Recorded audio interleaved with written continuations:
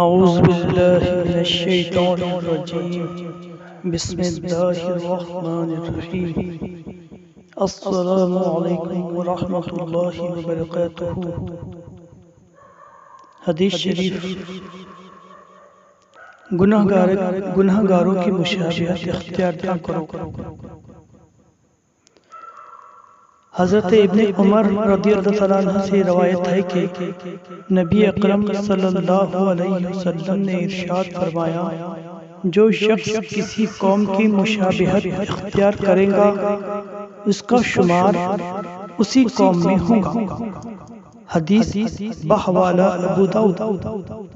یعنی اگر علماء صلحاء اولیاء کا طرز اختیار کرے گا تو آخرت میں بھی انہی کے زمرے میں شمار کیا جائے گا، اور اگر فساق و فجار کی مشابہت اختیار کی اور لہو و لعب، ناچ گانے اور نشہ وغیرہ گناہ کے کاموں میں لگا تو انہی کے ساتھ جہنم میں جائے گا۔